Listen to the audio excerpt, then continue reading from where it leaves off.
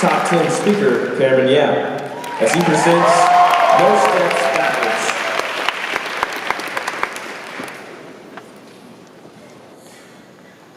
I would first like to start with a warm thank you to all of the wonderful teachers, faculty, staff, and family here in attendance today. Of course, I cannot proceed any further without extending a formal congratulations to my peers in the class of 2016. Endless days and sleepless nights of procrastination and slacking off have culminated into this ceremony, celebrating our collective ability to not drop out. When I first heard of this opportunity to deliver a legendary speech, I wanted to shatter all spectra of amazingness known to mankind. Some of my original ideas included riding in on a horse or rapping my entire speech. It felt as if I had hundreds of thousands of ideas coming to my head, too quickly for my hands to transcribe. I thought the perfect speech would simply flow out of my fingertips, creating a moving oratory masterpiece. However, when I sat down to formally translate my strokes of genius to paper, I simply blanked. I tried absolutely everything just to get my speech off the ground. I asked my friends for advice, but would just receive responses such as, "Oh, just throw the papers in the air and go rogue on the script." Or, "Why don't you just copy Barack Obama's inauguration speech verbatim?" I actually Googled my theme, No Steps Backwards, hoping for a source of inspiration anywhere I could find it. But all that I discovered was that this motto is shared by a college fraternity and by Joseph Stalin's resistance to German invasion. If any of you don't know our wonderful Miss Bryce who chose this theme, please don't judge her on what I hope is a coincidental connection. So, like any reasonable individual does in times of need or desperation, I went to my mother. My mother, being the fountain of wisdom that all mothers are, first told me that if I ever got nervous during my speech, I could look out into the crowd and see her reassuring face. However, I have no clue my family's sitting right now, so thanks for nothing, Mom. She also advised that I stick to what I know. And at first, I didn't think that these people would want to listen to a speech about advanced calculus, nor the keys to a perfect fantasy football season.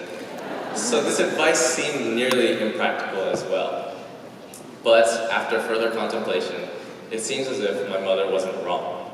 I stand in front of you all today, representing my class as the top 10 speaker, but I am no different than any of you sitting here. I, like you, have my own dreams and fears, successes and failures, but perhaps most importantly of all, I have no idea what happens next, and therefore I won't pretend like I do. Because after all, contrary to popular belief, I am not an all-knowing God, despite my authoritative physique. So here I stand, ready to astound you all. Not with inflated images or empty promises of extravagance or grandeur, but with the cold hard truth of reality. Since writing this speech was a journey in itself, it gave me insight about the journey that lies ahead for all of us. Just as putting my pen to paper was harder than I ever envisioned it could be, many of us have a boundless excitement for the future without really realizing how challenging life may become. Sure, we have our own standard responses to the questions from family and friends alike. Where are you going to college? What are you majoring in? What do you want to be when you grow up? And despite having our own generic responses to these questions, many of us still have little to no idea what lies ahead in the dark chasm of nothingness that we like to call our futures. Although I am no wiser than all of you sitting in front of me today, I can offer up these pieces of advice relating to my own experience constructing this very speech, hopefully giving you all faith in where time will take us.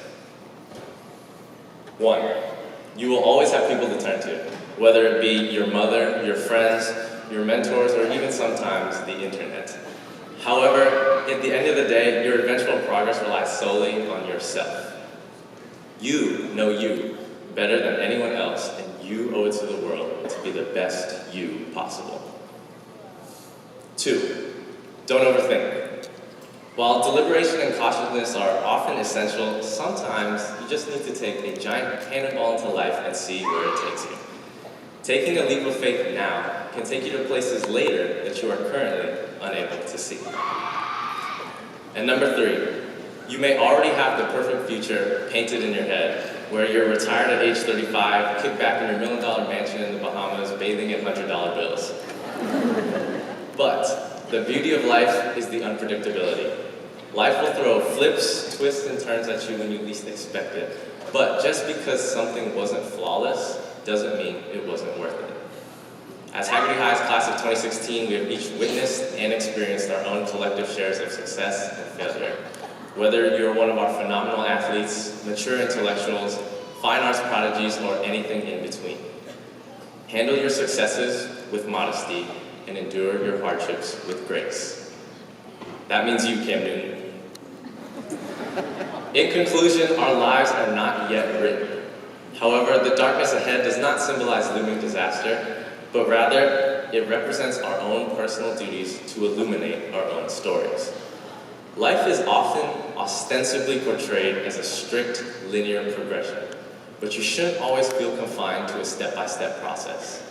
You have your own saga to live and your own legend to create. Regardless of how your life changes, have faith in yourself and commit to your goals, because at the end of the day, any step in the right direction is better than standing still. Whether it be minuscule baby steps or ambitious leaps of faith, take whatever strides you can in order to get closer to writing your proverbial perfect speech. Class of 2016, say it with me for one last time. As always, go Huskies. Thank you.